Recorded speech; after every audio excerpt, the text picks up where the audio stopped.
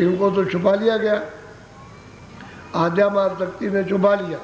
खाली बाणी लिखी है, दर्शन इन्होंने सहदल कमल में निरंजन भगवान के नहीं किए और बाणी लिख दी उन्होंने।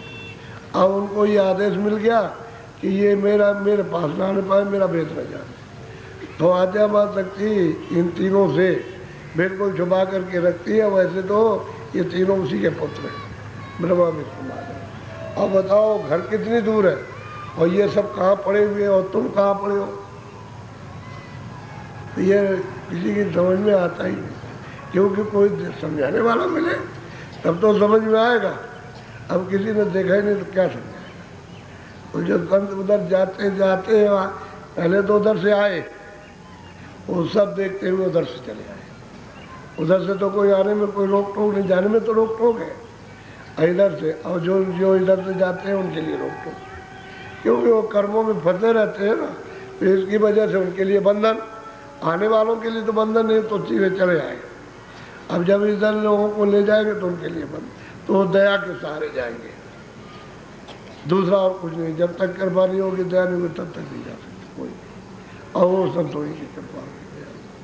तो आते हुए जाते हुए दोनों को देखा और वो वर्णन करते हैं कि भाई मैंने जो आँख को देखा वो कहता हूँ, क्योंकि मुझे जो गुरु ने देखा वो कहता हूँ, और गुरु ने देखा वो उन्होंने कहा।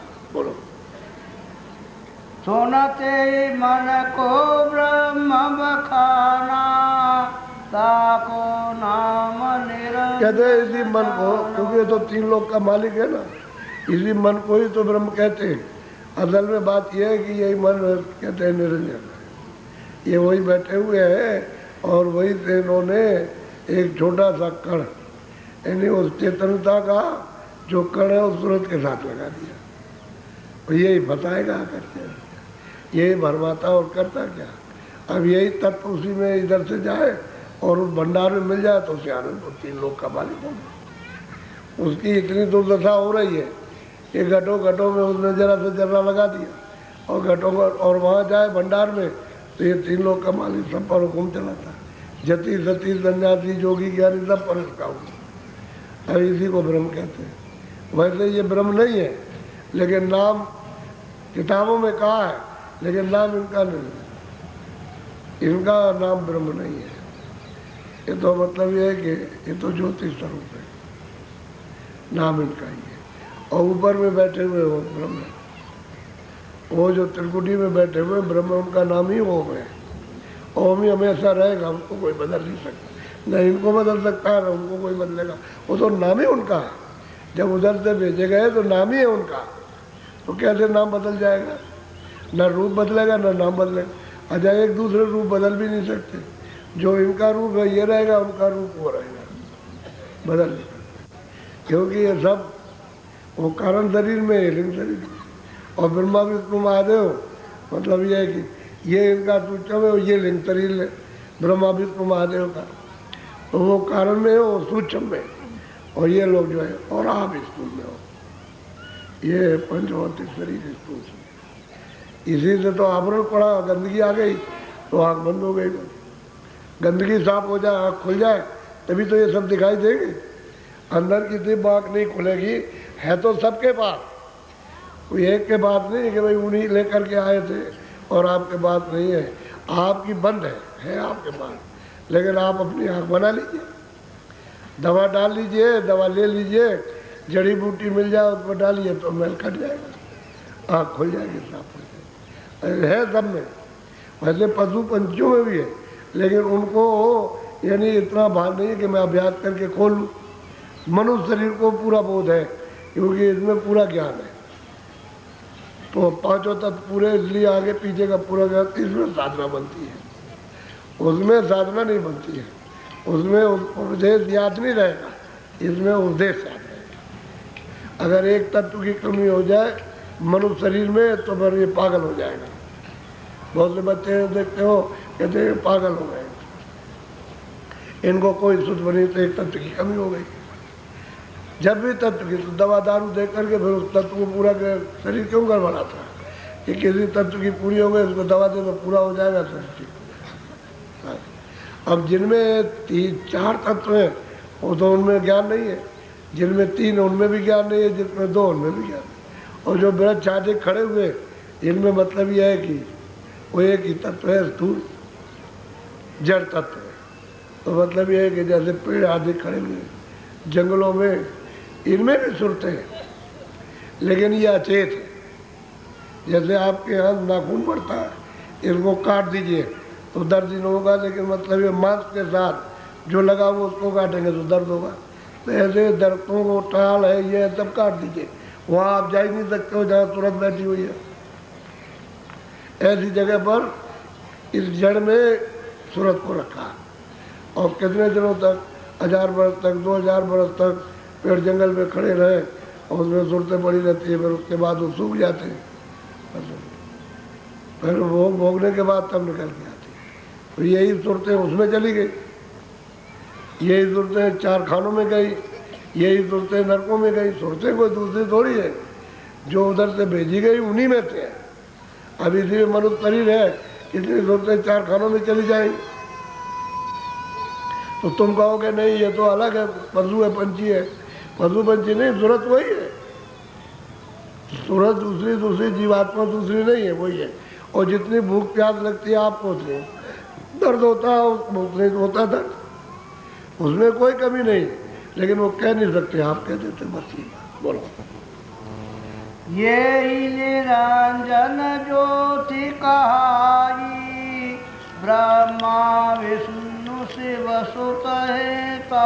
कहते यही निरंजन भगवान, ये ज्योतिष स्वरूप है, इन्हीं को निरंजन कहते हैं। और यही ब्रह्मा विष्णु महादेव इन्हीं के सुत है। सुत कहते हैं लड़के, पुत्र इन्हीं के निरंजन भगवान। इन्होंने ही मतलब यह है कि आध्या शक्ति और ये इन्होंने पैदा किया। स्वर्ग वैकुंठ में भी बच्चे पैदा होते हैं, लेकिन ऐसे नहीं होते, और ऐसा भोग नहीं है जैसे स्थूल भोग है। पर वहाँ बच्चे दिखाई देते हैं, छोटे छोटे बच्चे सब में दिखाई देते हैं। यानी बच्चे दिखाई देंगे, लेकिन ये लिबास नहीं है, ये ऐसे कपड़े नहीं है तुम्हारे पास, लेकिन है बड़ी चमक धमक, बड़े ये मुकुट उकुट ऐसे बढ़िया। यहाँ कहीं ऐसे मुकुट नाम निशान को नहीं मिलेगा, ऐसे मुकुट लड़के लड़कियाँ जब दिखाई देते हैं। तो सृष्टि मतलब वहाँ दृष्टि का भोग है, आँख का, दृष्टि से अंदर की जो दृष्टि उसका भोग है। क्योंकि वहाँ इंद्रियाँ हैं, 10 इंद्रियाँ, चतुर्संताकरण, मन बुद्धि चित्त और उसके बाद तो वो मतलब ये है कि इस तरह का शोर नहीं होती है कि चलो भाई बच्चा पैदा हो रहा है तो चलो ये हुआ है, ये सब कुछ नहीं।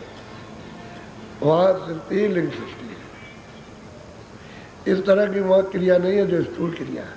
ये नहीं भाई चलो दवा दे दिया जाए, बच्चा पैदा होगा, इसको दवा दो, ये खिलाओ वो खिलाओ, ये झंझट झगड़ा हुआ नहीं। लेकिन ये जरूर है कि वहाँ बच्चे हैं, और बहुत सुंदर सुंदर बच्चे और बच्चियाँ बहुत सुंदर दिखाई देती, और बहुत नाच गाना, हर वक्त नाच गाना होता है।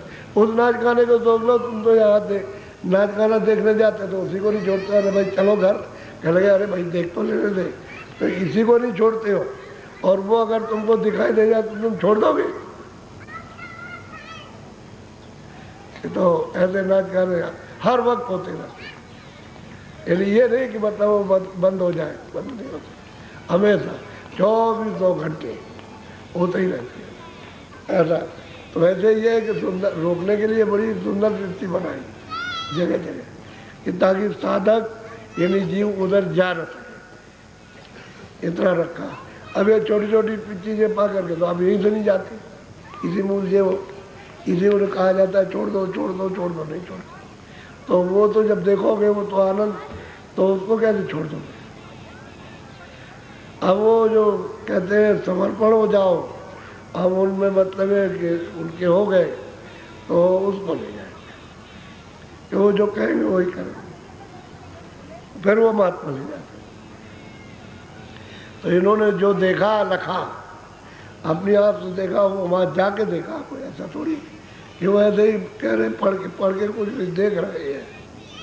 और हर वक्त देखते हैं, 24 घंटे जाते हुए आते हुए हर वक्त देखते रहो। अब जब रास्ता खुल जाता है तो सब दिखाई देता है। बोलो, तेन पुनरचा पिंड ब्रह्मंडा सातो दीप और कहते हैं कि नौखंड। उन्होंने ये सब रचना रची है यहाँ की और स्वर्ग वैकुंठ की और अपने सूक्ष्म लोक की। कहते हैं कि ये 3 लोक के मालिक। अब इनको राज मिला हुआ 3 लोक के मालिक, ऊपर में तो है ही वो ब्रह्म बाल, उनका अलग राज है, इनका तो राज वहाँ नहीं है। और फिर पार ब्रह्म का उनका अलग है। अलग अलग महापुरुष ने, सतपुरुष ने जो इनको दिया है तो तपस्या के एवज में बख्शीश में दे दिया। लो अच्छा ठीक है, तो ये सुरतों को दान में दे दिया। और खैरात में मतलब ये है कि उनके सुपुर्द कर दिया, तो जाओ इनको ले जाओ। तो थोड़ी सी सुरतें उसमें क्या बूंद दे दी और क्या। अरे भाई सतलोक की मतलब एक बूंद उसमें से समुद्र में से दी है, और कोई दिया थोड़ी कुछ है, लेकिन इतने में बहुत कुछ है, बहुत। बोलो। ज्योति निरंजन इनको जानी ताको संत काल बखान। बात कहते हैं कि भाई ये असल में बात ये है कि इन्हीं का ये लोग है, तो इनको काल क्यों कहते हैं कि इन्होंने ये सब रचना की और उसके बाद में फिर ये विधान बनाया और अधिकार दे दिया। आप मतलब क्या करते हैं, बस ये कि और समय पूरा किया। उन्होंने कहा कि अच्छा अब समय तुम्हारा पूरा हो गया, श्वास दी, श्वासों की पूंजी खत्म हुआ, अच्छा चलो तुम निकलो यहाँ से। तो निकालते रहते हैं, बंद करते रहते हैं, फिर निकाला, फिर बंद, इन्हीं जन्मा, फिर मरा, फिर जन्मा, फिर मरे। इसलिए इनको काल कहते हैं, इसलिए काल कहते हैं। परिवर्तन कर देते हैं। अभी हमारा इनसे मोह लगा हुआ और अभी हम बैठे हुए, अभी बस आ गए, कहा चलो तो निकलो, बात नहीं करने देंगे, देखने नहीं देंगे, पढ़ से ले जाए पकड़। इन्हीं को काल कहते हैं कि हमारी इच्छा हमारी नहीं जाने की, नहीं मरने की, लेकिन बस ले जाते हैं। काल इसी का नाम है। और जन्मत मरण जो दुख होता है वो मतलब है कष्ट, कष्ट बहुत होता है, पीड़ा बहुत होती है। बोलो।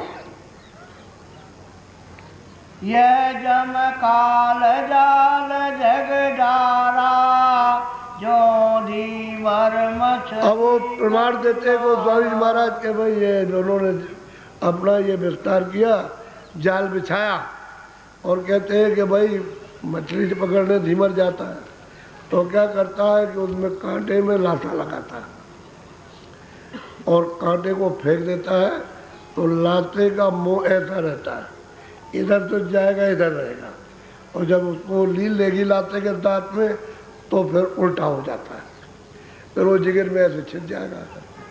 कहते हैं कि ठीक इसी तरह से जैसे झीमर में कांटे के साथ लाता लगा के पानी में फेंक दिया, मछली ने उसको ले लिया और फंस गए, वही इनके सबके साथ हो गया। रचना उन्होंने रची, उसका बेतार और सब भोग दे दिया, बस इसमें फंस गए सबके साथ। अब कोई निकल नहीं पाता, निकलने देता ही नहीं, निकलने देगा ही नहीं।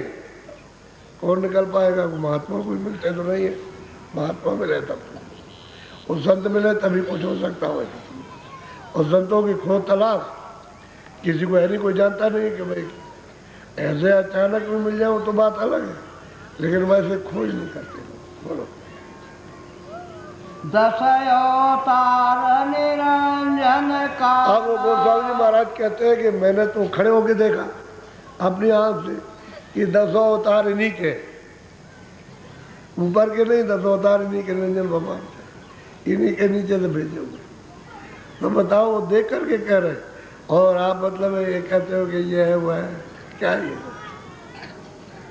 वो तो एक के ऊपर है, इनके ऊपर में ब्रह्म का आत्मत है, उनसे डर है, और ऊपर बैठे पार उनसे डर है, ऊपर बैठे महाकाल को उनसे डर है, और उनको सतपुरुष विराजमान हो, उधर कोई डर नहीं है। डर तो सब इन्हीं को है, वहाँ तो डर का काम है नहीं। वहाँ तो मतलब कोई चीज़ परिवर्तन होती नहीं है, जो है वही है। वहाँ न कोई मरता, न कोई जन्मता, न वो तो अखंड है, अविचल है, एक रस है। वहाँ डर का कोई काम ही नहीं, डर वहाँ जाता ही नहीं, डर का कोई खोल ही नहीं वहाँ। तो ये डर तो इन लोगों को है कि मेरा राज मिल गया, भाई ये बात है, बात तो असली है। बस करो, आप जाने वाले हो, क्योंकि कल तो कार्यक्रम जो है इतना पूरा हो गया। सत्संग तो ऐसे रोज होता रहता है, रोज होता रहेगा, उसमें तो कोई, लेकिन अब आप जिस निमित्त से आए हो कि भाई चलो 4-5 दिन चलो सुन आएंगे चल के, कुछ अपनी व्यथा, कुछ पीड़ा, कुछ ये कुछ वो, कुछ साधन भजन का कुछ कहेंगे, कह के आएंगे, तो चले आते हैं इस तरह से। बहुत अच्छा, आपने अच्छा किया, उस समय का सदुपयोग हुआ, ये समय दिया अति उत्तम, ऐसा समय मिलता भी नहीं। और हमने तो परसों ही कह दिया कि भाई आप लोग जिस जिस तकलीफों में हो, यहाँ जो भी आया सत्संग सुना, उसने मतलब ये कि यहाँ रहा तो उसको लाभ तो सब, शारीरिक स्वार्थ और परमार्थ, आत्म लाभ भी और शरीर का लाभ। अरे अब ये कहो कि तुम मतलब कहीं हमारा बिल्कुल साफ कर दीजिए, तो ये नहीं हो सकता, क्योंकि साफ करें तो कल मरते हो, कल खत्म हो जाओगे। जब सफाई होगी सबकी तो कल खत्म होते फिर कुछ नहीं रहेगा। तो गुरु महाराज कहते थे कि प्रारब्ध कर्म और क्रियावान कर्म अगर इन दोनों को नाश करते हैं तो खत्म हो जाएगा।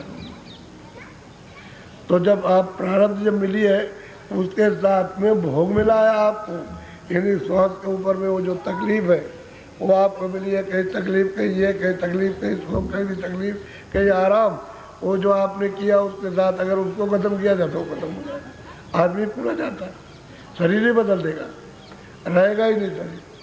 तो उसको तो धीरे धीरे धीरे धीरे मालिक की याद करके जड़ी बूटी रखो या कुटाई करो, तो उससे धीरे धीरे धीरे धीरे जड़ी बूटी से वो नशा चढ़ जाएगा, ये पता नहीं चलेगा। दुख तो उसमें जाता है, लोभ होता है।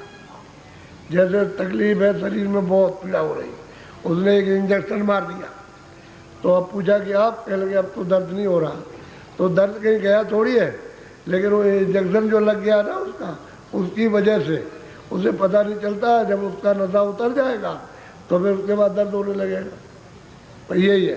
तो जब नाम का अगर असर चढ़ जाए तो तकलीफ चली जाए। इसलिए लोग कहते हैं कि भजन करो तभी दुख जाए, फिर मतलब ये वो भरोस नहीं आएगा, वो तकलीफ चली जाएगी। तो लेकिन आप करते ही नहीं भजन, करो तो क्या फायदा, यहाँ सबको होता है। अभी वो बात अलग है, किसी को कम किसी को ज़्यादा क्या। अब ये कहो कि सबको एक बराबर हो जाए तो वो बात, तुम अगर बराबर हो जाओ सब तो फिर बराबर भी हो जाए, बराबर तो होते नहीं है। कभी छोड़ते हो, कभी करते हो, कभी ना करते हो, कभी हाँ करते हो, कभी कुछ कहते हो, कभी कहते हो हमसे भजन नहीं होता, हम नहीं करेंगे, कभी ये काम नहीं छोड़ेंगे, वो करेंगे, उसको करेंगे, वो करेंगे। अभी ये सब बात है ना, तुम तैयार रहो तो ठीक है। अब तैयारी तुम्हारी होती नहीं है, ये बात। सुख में सुमरन न किया, दुख में किया यार। अगर सुख में तुम नहीं करते, दुख में तो क्या, अरे भाई सुख में सुमरन जो करे दुख है को, तो सुमरन मालिक की याद तो सुख में करना, शरीर से करो अच्छी तरह से। अब यह सबको बिता मिली है, कर्मों की बिता सबको मिल गई, बचा कोई भी नहीं। इस वक्त सब पीड़ित थे, धनी भी पीड़ित थे, निर्धन भी पीड़ित थे, विद्वान भी पीड़ा, विद्वान भी, सब लोग पीड़ित थे। ऐसी करनी आपने की है कि वो व्यथा सामूहिक हो गई, सब में रमा हो गई। अब उससे सब लोग व्याकुल। अब यह है कि अगर नाम का रस उतर आया, नाम का नशा, तो फिर तकलीफ का आभास नहीं होता, फिर वो एकदम से कहता बड़ी मौज है, बहुत अच्छा। तो जो लोग अभी गाड़ी से जाएंगे वो तो जाएंगे ही, और अभी लोग यहाँ आप ऐसा करना कि अपने अपने जिलों से 10 टूल 10 प्रेमी, अभी महीने में कभी आप 10, कोई वो 20, कोई मतलब 15, ऐसा अपना भेजते रहो। हमने अभी परसों कहा है कि अभी मतलब ये है कि गुरु पूर्णिमा आएगी, तो हमने पहले से कह रखा कि अभी तो मैं कहीं जाने वाला नहीं हूँ। अभी तो मैं था, मैं बाहर घूमता था तो यहाँ कुछ नहीं था। अब कि मुझे रुकने का मौका मिला तो यहाँ बहुत आपके बैठने की एक व्यवस्था, क्योंकि सत्संग तो बैठने पर ही ठीक से सुनाया जा सकता है, जब बैठने की जगह नहीं है तो क्या सुनाएगा। और अभी तो शुरू किया है, अभी आपने क्या सुना, शुरुआत है सुनाने की, अभी तो तैयारी कर रहे थे भाई सुनने वाले भी तो कुछ हो कि जो बैठ के कम से कम कुछ सुनने लगे। तो अब मतलब ये है कि अपनों में अब ये भाव जगे दर्शन करना चाहिए। तो कल भाव ये भी जग सकता है कि अब करनी करना चाहिए। अब फिर ये भी भाव जग सकता है कि करनी करो तो मालिक का दीदार भी मिलना चाहिए। तो सब काम है ऐसे ही है। धीरे धीरे तो कहते हैं कि अबोध को, गोस्वामी जी कहते हैं अबोध को, जो कुछ नहीं जानता था उसे लगा लिया, जो इस योग नहीं था उसको लगा करके और जगा के वो चिता लिया। तो ऐसे ही महापुरुष महात्मा जगा लेती, चिता लेती। तो अभी वहाँ जाओगे अगर खेती का काम है, ये जब खेती का हो जाए तो आप अपने अपने जब खेत में करो तो ये संकल्प करो कि भाई चलो वहाँ ले चलेंगे, हम भी वहाँ खाएंगे, और अगर दो चार और आए तो इसमें से वो भी खा लेंगे। तो थोड़ा सा इकट्ठा हो, इस निमित्त होना चाहिए। जब उधर से बस में आओ तो रख के ले आओ, यहाँ खाओ, और जो बच जाए तो पीछे जो लोग हैं उनको छोड़ दो, सीधा काम करो। छोड़ दो तो लोग आते जाते रहेंगे, तो तुम्हारा भी काम चल गया, उनका भी। यही चीज़ असली है जो तुम्हारे उपयोग में कर्मों की सफाई में सहायक हो जाती है और परमार्थ धन मिलता है। ये बात तो मतलब ये है कि अब सत्संगी उसको समझने लगे, अभी तक नहीं समझते थे, लेकिन अब धीरे धीरे सब चीज़ समझ में आने लगी कि भाई ये तो हम ही वो करना, बाबा जी वो कितना खाना, हम कितना खाएंगे, एक रोटी मुश्किल, वो भी सूखी, एक भी नहीं खा। आजकल तो हम रोटी भी नहीं खा सकते, समझ गए। वो सब्जी लेते, इस तरह से सब्जी लेती, वो भी फीकी। तो मतलब ये आपको तो चटपटा चाहिए, तो मतलब उसी से ये शरीर थोड़ा बहुत चल रहा। खाना तो वैसे भी बहुत कम खाते थे पहले, तो ये कौन खाएगा, ये तो आप लोग आपने देखो खाते ही हो। जो भंडारा चलता 1000, 1500, 500 ये रोज़, मतलब ये है कि आदमी जो है अब शाम और सुबह और नाश्ता कितना पड़ेगा। 1000 आदमी को खाना बने एक टाइम, तो दूसरे टाइम भी तो चाहिए, फिर उनके लिए अलग से नाश्ता चाहिए। तो अभी ऐसा अभी आपने भंडारा किया तो उसमें बैठे थे, तो ज़मीन को खाली क्यों रखा जाए, तो भर से गेहूँ बो दिया, उस सब में गेहूँ बो दिया, और आपका मतलब है काम भी हो गया होली का। यहाँ भी गए सत्संग भी सुना, सब कुछ है, और ये खाने के लिए हो जाएगा सभी। तो ये तो बड़ा पवित्र रहता है। मतलब इसलिए कहते हैं कि देख मतलब मेहनत ईमानदारी की कमाई का तो अलग, उसमें तो होना ही चाहिए, क्योंकि वही तो भजन में सहायक होता है।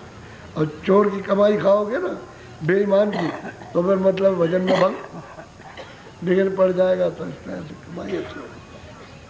तो जाओ भजन करना, अपना काम भी करना, और जरा लड़ाई झगड़ा थोड़ा छोड़ो, यानी बैठ में ऐसा मत करो, थोड़ा सा जरा सा चुप्पी साधो। चुप्पी साधने से दूसरे का ऐब नहीं आएगा, यानी उसका नशा आपके ऊपर नहीं चढ़ेगा।